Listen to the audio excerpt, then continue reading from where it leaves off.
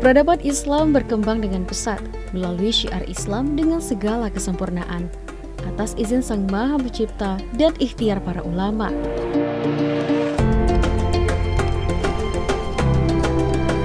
Belum lagi dengan keelokan budaya dan kekayaan alam yang tersimpan di dalamnya.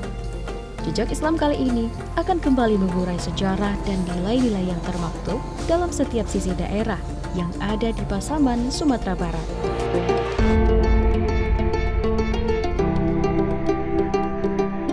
Salah satu daerah yang kaya akan sejarah ini adalah Nagari Bonjol, Pasaman, Sumatera Barat. Tugu ekuator ini menjadi bukti akan catatan sejarah yang ada. Ya, Nagari Bonjol, demikianlah namanya terkenal. Di Nagari Bonjol ini terdapat garis khatulistiwa atau lintang 0 derajat yang ada di daerah ini.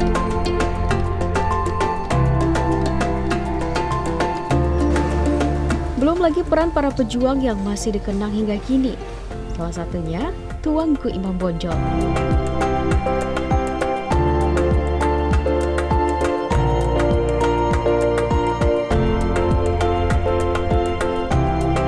Monumen Tuanku Imam Bonjol ini senantiasa mengingatkan kita akan jejak sejarah beliau yang penuh perjuangan dalam perang Padri dahulunya.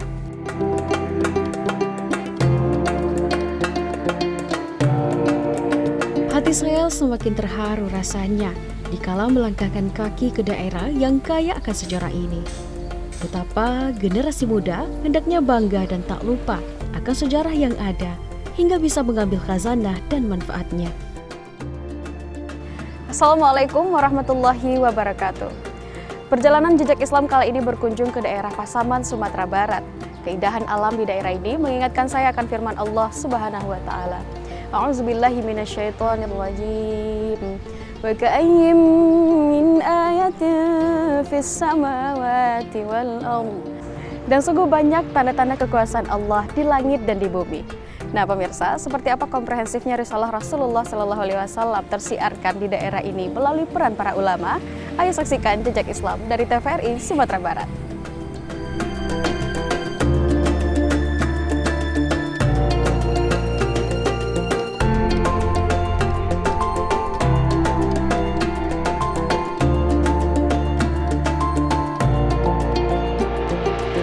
Meraih penjelasan lebih lanjut tentang perjalanan syiar dakwah Maulana Syekh Ibrahim Al-Khalidi, saya melanjutkan langkah menuju pondok pesantren Maulana Syekh Ibrahim Al-Khalidi di Jorong Kototuo, Nagari Kotokacia, Kecamatan Bonjol, Kabupaten Pasaman, Sumatera Barat. Perjalanan penuh makna ini berisi keinginan dan harap akan banyaknya khazanah yang akan saya temui nantinya.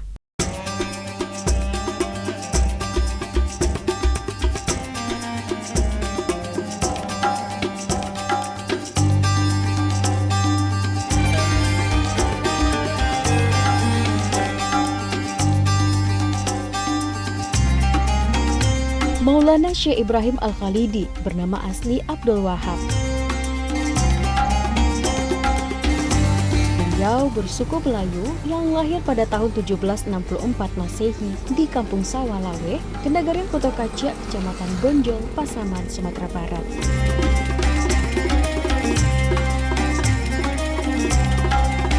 Ayah beliau bernama Pahat dan ibunya Sari Aso.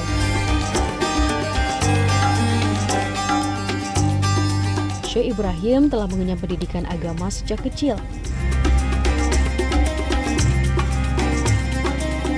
Dari tulisan yang saya baca disebutkan bahwa saat Maulana Syekh Ibrahim Al-Khalidi berumur 15 tahun, beliau sudah mengaji Al-Quran ke salah seorang murid dari Syekh Burhanuddin Ulakan Pariaman di Kenagarian Pasir Lawe Agam.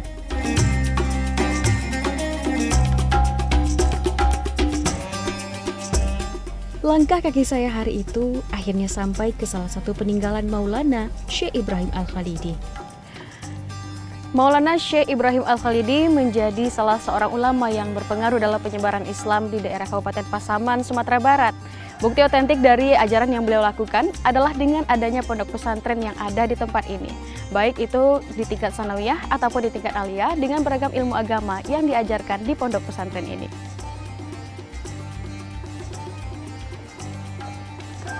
Setiap azab yang diikhtiarkan melalui pendidikan diwujudkan melalui pesantren Maulana Syekh Ibrahim Al-Khalidi. Sederhana namun penuh dengan target akan kejayaan pendidikan bagi generasi penerus.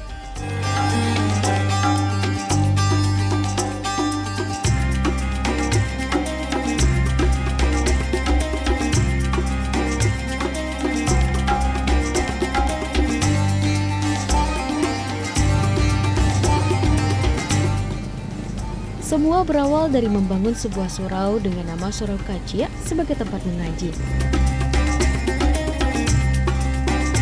Namun, karena ruangan surau yang kecil dan sempit, sedangkan masyarakat berdatangan dari berbagai penjuru daerah untuk menimba ilmu agama, hal itu tentunya sangat membutuhkan tempat yang agak luas dan layak digunakan untuk mengaji. Karena itu, kemudian dibangun sebuah kampung baru yang lebih luas lingkungannya, yang kemudian beliau beri nama dengan Kampung Koto Tuwo. Sosok Maulana Syekh Ibrahim Al-Khalidi dengan beragam kekayaan ilmu yang beliau miliki senantiasa menginspirasi bagi setiap santri hingga saat ini. Anak, cucu dan kemudian cicit dari Maulana Syekh Ibrahim Al-Khalidi meneruskan salah satu jejak peninggalan sang ulama ini. Selayaknya lembah yang kaya akan ilmu, para santri yang berasal dari berbagai daerah ini menjadi satu dan kompak dalam lingkup pondok pesantren. Mereka hijrah dari kampung halaman menuju pondok pesantren dengan satu tujuan dan harapan, yakni menggapai ilmu yang berkah dan bermanfaat nantinya.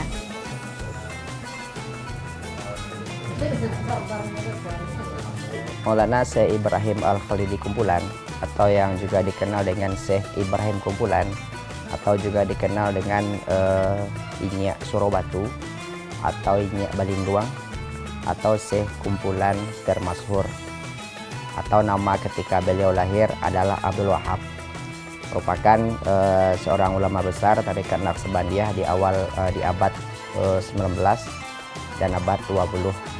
Beliau ini dilahirkan pada tahun 1764 dan berpulang ke rahmatullah pada tahun 1914 Masehi, atau bertepatan dengan 1332 Hijriah. Di Syekh Ibrahim Kumpulan, beliau lebih fokus ke tasawuf tarekat Naqsabandiyah. Jadi semenjak beliau hidup, pertama beliau berguru kepada Syekh Muhammad Said Padang Bubus, atau yang kita kenal dengan Inyak Padang Bubuih. Setelah belajar dengan Inyak Padang Bubuih merekomendasikan agar Syekh Ibrahim Kumpulan memperdalam ilmu tarekat Naqsabandiyah ke Jabal Abi Kubis di Makkatul Mukarramah. Dan di Makkah itu beliau mendapatkan ijazah mursyid tarekat dari Syekh Abdullah Afandi. Abdullah Afandi ini adalah mursyid di Jabal Abi Kubis setelah Khalid Kurdi.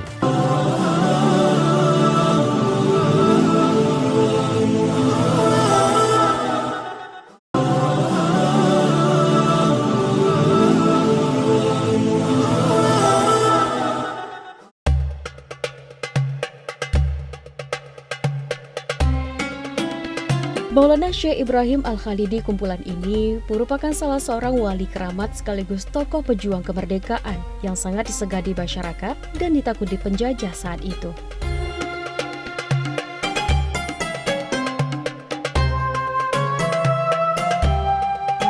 Beliau dikenal luas sebagai guru besar dalam ilmu syariat dan tarekat, khususnya tarekat Naqsabandiyah yang telah melahirkan banyak ulama besar setelahnya, baik di sekitar tanah Minangkabau sampai ke Pulau Jawa dan Kalimantan.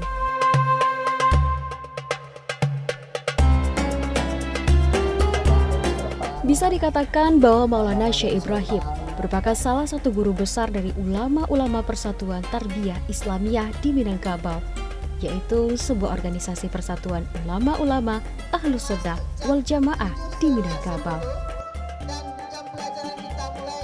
Berbagai tauladan beliau disampaikan pada seluruh santri agar menjadi pelecut semangat anak-anak meraih ilmu untuk dunia dan akhirat tentunya.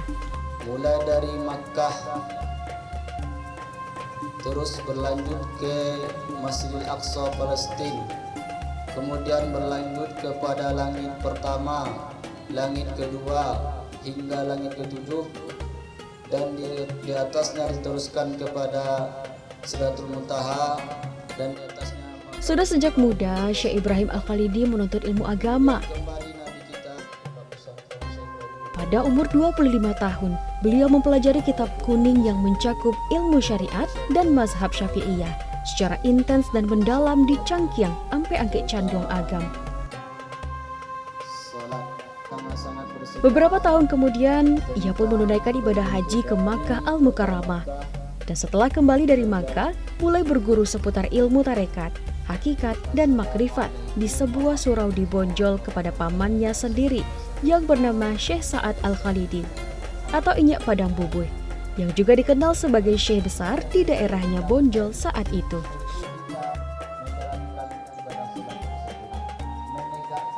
Ya, pamannya lah guru beliau yang pertama dalam ilmu tarekat.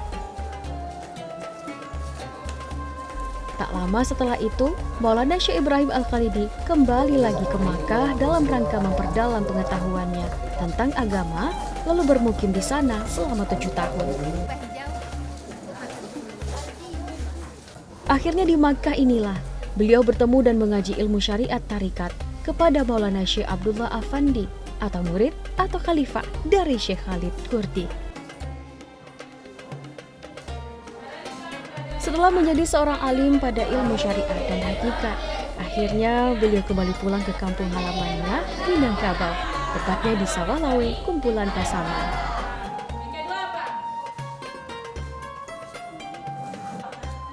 Ya, sesuai dengan namanya, Pondok Pesantren Maulana Syekh Ibrahim Al-Khalidi ini memberi bukti rasa cinta dan keikhlasan sang guru yang masih ada hingga saat ini. Hingga nama beliau diabadikan menjadi nama sebuah sekolah, tempat para generasi muda memperkaya intelektual serta meninggalkan sebuah petuah berdasarkan pengalaman beliau, dengan harapan santri dapat mengaplikasikan ilmu duniawi tanpa meninggalkan ukhrawi.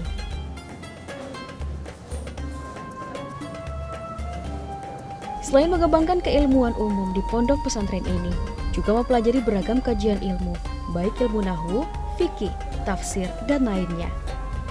Kitab tanpa baris ini dipelajari dengan perlahan dan penuh kesabaran. Setiap kaidah yang dipelajari mengarahkan santri untuk fokus memahami kayanya bahasa Arab dan ilmu yang bisa didapatkan dengan memahami bahasa Arab. Ya, Al-Lughatul Arabiyah, Lughatul Quran. Demikianlah pentingnya bahasa dipelajari. Memang kita mempelajari kitab kuning, ada 7 bidang studi, nahwu, saraf, PK, tauhid, hadis, tafsir, dan akhlakul banin. Jadi itu dipelajari dari tingkat sanawiyah sampai tingkat aliyah. Pokoknya anak-anak yang belajar di sini sudah mempunyai modal. Teladannya itu kepribadiannya. Kepribadiannya itu memang kita lihat sangat jadi panutan di manusia gitu ya, khususnya masyarakat Kota Kecil umumnya tentu Pasaman, bahwa santun terhadap orang tua, santun terhadap orang kecil gitu, dan mengetahui keadaan orang banyak gitu.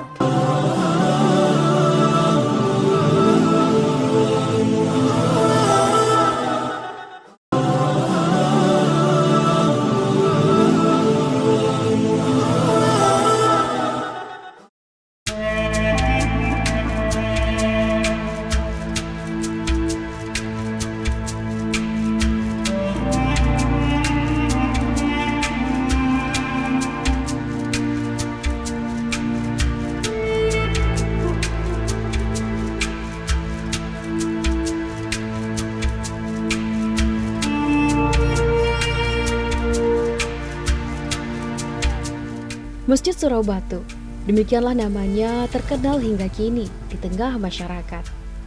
Ya, sesuai namanya yang disebut Surau Batu, sebab masjid ini dibangun tidak menggunakan batu bata pada umumnya, melainkan terbuat dari batu alam yang kualitas kekuatannya lebih baik.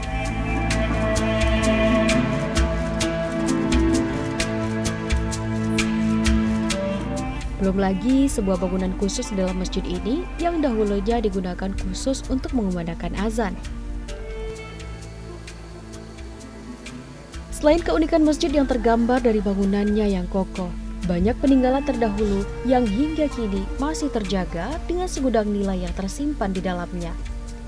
Salah satunya adalah tabuh tuwo yang digunakan untuk menghimbau masyarakat saat masuknya waktu sholat Jumat atau himbauan saat terjadinya gempa.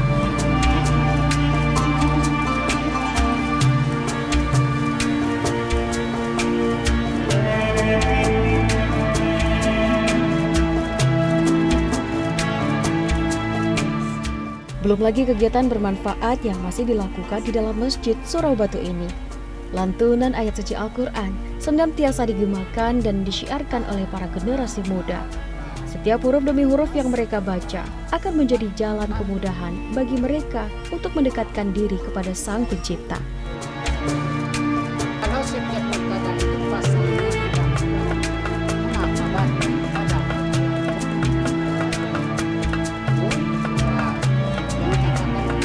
Belum lagi kemampuan luar biasa dalam memahami kitab kuning.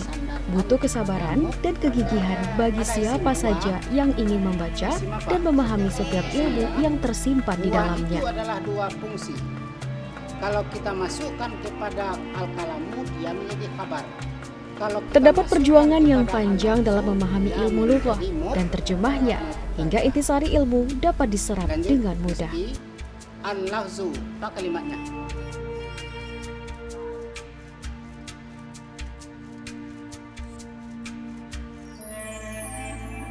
Berkahnya sebuah ilmu sungguh dirasakan jika masih disalurkan kepada setiap murid dan tetap diamalkan dalam kehidupan.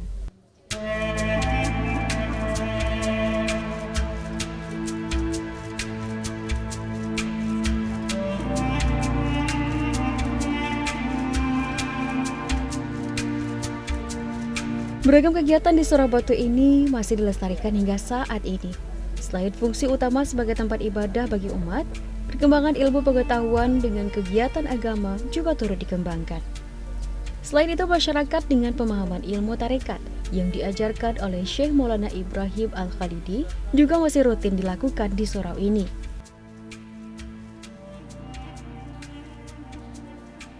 Lihat saja, setiap bilik kecil yang ada di surau ini merupakan ruangan berzikir yang diisi oleh umat yang sedang fokus dalam lafaz-lafaz zikir yang diucapkan.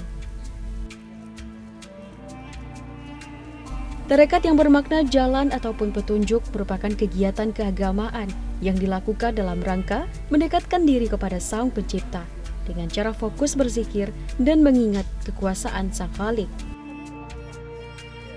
Sosok Maulana Syekh Ibrahim Al-Khalidi meninggalkan jejak ilmu yang masih dirasakan melalui ilmu yang beliau tinggalkan. Salah satunya, kajian ilmu tarekat yang hingga saat ini masih dilanjutkan oleh para murid-murid beliau. Nah Tuanku, ini kan ada kalender ya Tuanku ya. Iya. Gimana cara kita mengetahui membacanya nih bagaimana nih Tuanku? Kalau untuk penentu Ramadan misalnya Tuanku. Ramadan. Iya, 1435 nih sekarang nih Tuanku. Gimana caranya melihat ini Tuanku? Ramadan. Mana 1435? Ini Tuanku. 14 mana? 1435 di sini. Luruhan ke bawah. Oh gitu. Bawah satu tambah tantam. Berarti pada 1435 Ramadannya di hari Sabtu pertama gitu ya Tuanku ya. Itu yang akan datang sampai 1435 aku ayah. Ini Tuanku. Sampai 1435 36 leh. Iya Tuanku. Korang hari Ramadan Jumat nanti sudah satu Jumat lah tahun ketiga loh. Berarti sudah diketahui per tahunnya itu harinya Iya. apa ya Tuanku ya?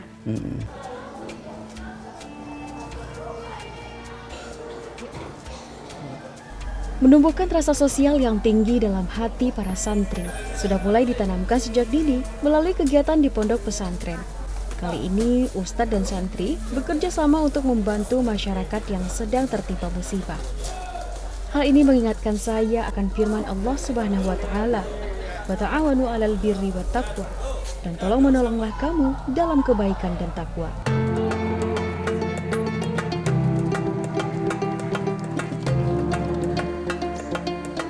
Jasa setiap insan akan lebih dirasakan saat sudah tiada. Manfaat yang ditinggalkan menjadi tolak ukur kebermanfaatan insan selama hidup di muka bumi. Ya, kembali menghadap kepada Sang Pencipta, Syekh Maulana Ibrahim Al-Khalidi wafat pada tahun 1914 atau bertepatan dengan tanggal 21 Zulkaidah. Kondisi makam beliau yang terletak di dalam halaman masjid membuat saya merasa haru dan takjub akan kekuasaan Sang Pencipta. Ukuran makam beliau tidak sama dengan makam pada umumnya. Hal ini menggambarkan betapa kuasanya Sang Khalik untuk menjadikan sesuatu di luar nalar manusia yang penuh dengan kedaifan.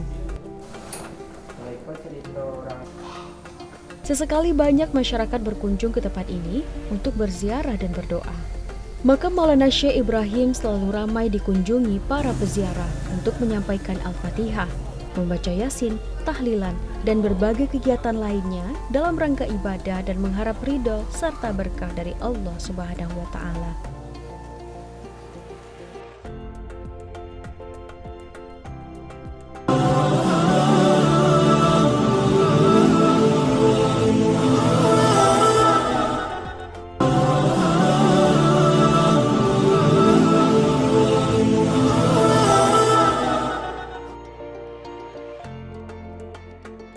Banyak hal yang saya temui setelah melihat dan mengulik sedikit sejarah tentang Maulana Syekh Ibrahim Al-Khalidi. Tak lengkap rasanya sebelum mendengarkan langsung uraian yang lebih dalam lagi dari umara yang ada di daerah Pasaman ini terkait kekayaan ilmu yang ditinggalkan oleh Maulana Syekh Ibrahim Al-Khalidi. Itu adalah salah satu pondok pesantren tertua juga di Pasaman. Dan ini tentu awalnya didirikan oleh seorang ulama besar, guru besar. Bahkan beliau termasuk guru di dalam sebuah tarbiyah Islamiyah di Minangkabau, di Sumatera Barat. Dan beliau mendirikan sebuah namanya awalnya dulu MTI, Madrasah Tarbiyah Islamiyah. Kemudian sekarang menjadi pondok pesantren Syekh Ibrahim Kumpulan. Dan ini merupakan sebuah peninggalan dari Maulana Syekh Ibrahim Al-Khalidi. Setelah perjalanan kali ini, saya merasa betapa hati ini haru akan kuasanya Sang Khalik menitipkan risalah Nabi Muhammad melalui peran ulama yang tersyiar hingga saat ini. Kekayaan ilmu yang disyiarkan melalui pendidikan hendaknya sama-sama kita jaga melalui pengembangan ilmu yang lebih dimaksimalkan. Salah satunya melalui pondok pesantren ini.